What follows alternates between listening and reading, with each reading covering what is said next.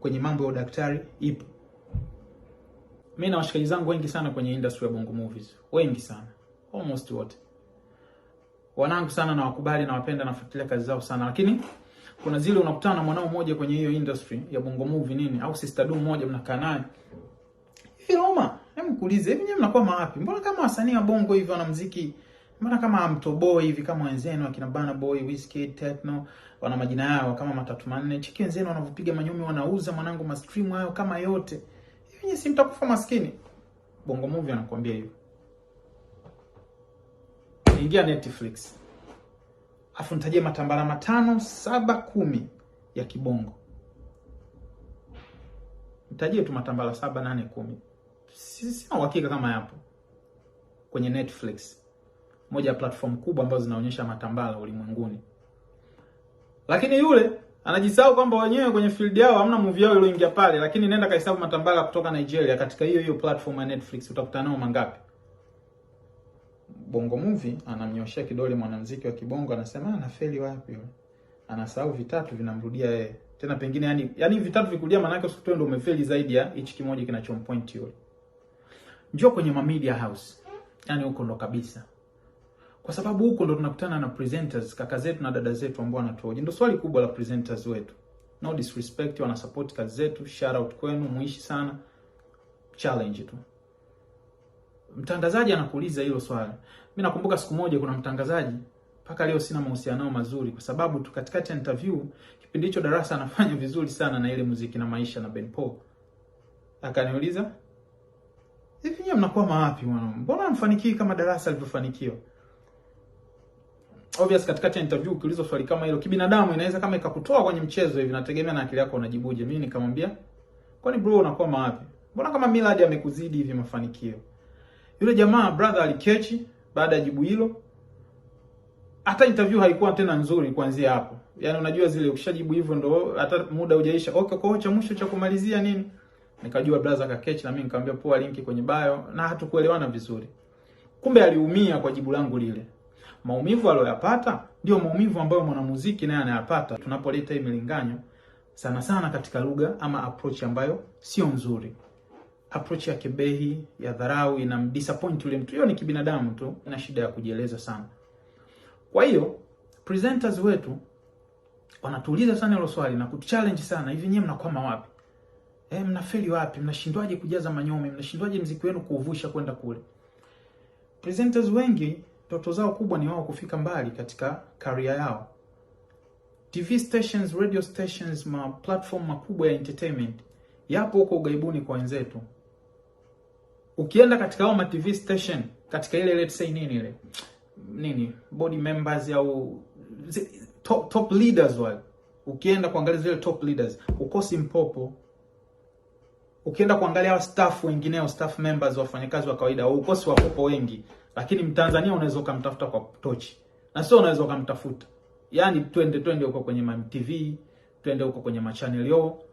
Ni ngumu kumpata Mtanzania, ila wa Popo utawakuta, utamtafuta kwa tochi mbongo. Kwa kumbe kwenye field hii ya utangazaji, kwenye hizi media house, kumbe pia napo kuna changamoto. Kumbe wao nao pia wavuki boda. Lakini wao nao wananyoshia kidole wanamuziki. Mnafeli wapi? Mnakuwa wapi? Vitatu vinawarudia. Tena hii ina faida. Kwa sababu hata mataifa mengine kama Nigeria wamefanikiwa kwa sababu hiyo. Haya channel makubwa, haya media house makubwa ambao ndo yamewapushi paka kuwatangaza, yana wapopo wengi. Sasa sisi tungekuwa tuna watangazaji wetu wa kibongo let's say 5, 6, 7 wamefika katika hizo media kubwa, unafikiri hawatapiga machupa yetu? Kwa hiyo presenter, mtangazaji anahisi mwanamuziki ndo anastahili kufika kule na anakosea sana alipofika, bila kuhisi kwamba hata yeye pia anastahili kufika kule kama wenzetu wa mataifa mengine walipofika. Kwa hata kumbe kwenye field ya utangazaji kwenye media house nako kuna hiyo changamoto. Wapopo ni wengi watangazaji. Achana utangazaji, njoo hadi kwenye DJs wa radio. Angalia, sikiliza radio ya ugaibuni. DJs wanaopiga muziki, ama katika kumbi za starehe DJs wengi wanaopiga muziki. Compare, fanya huo mlinganyo kati ya Watanzania na Wapopo, utaona wapi ni wengi. Lakini ma DJ pia nao pia wanajisahau, kanao kupiga nao story kidole kimoja kwa wanamuziki, hawajui kama vitatu vinawarudia. Na hauwezi kusema kwamba hapana, mimi ndoto zangu niwe loko tu hapa nyumbani. If that the case, basi hata kuna wanamuziki nao pia ndoto zao wawe loko tu. show Shilombo, show Nyarugusu, show Masasi, unarudi nyumbani na kibunda unatulia. Hawana ndoto za kwenda abroad. Tusinyoshe kidole kimoja kwa wanamuziki tukasahau hivi vitatu vinaturudia. Promoters. Nenda ugaibuni hesabu promoters wa Bongo. No disrespect, wapo. Lakini sio wengi kama ukikompare na promoters wanaotoka mataifa mengineo. Jamaa wameanza hizo harakati, hizo movement back in the days huko miaka 10-15 iliyopita. Lakini utakuta kuna promoters wengine pia kwenye interview wakipewa mic wakaulizwa, wananyea sana wana muziki. Wanasahau kumbe wenyewe pia ni jukumu lao. Kumbe wenyewe pia wako wachache katika hiyo field, ila wapopo wako wengi. Wananyoshia kidole kimoja kwa wanamuziki, vitatu vinawarudia. Njoo kwa wacheza mpira. Of course mifano tu iko mingi. Lakini hata ugugu hapo.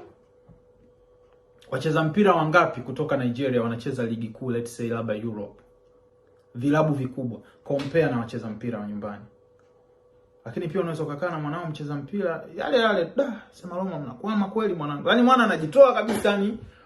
Yaani anavyokuambia wanakwama yani utafikiria yeye. Yaani utafikiria yeye yani Man City ndo wamemuuza kwa Arsenal.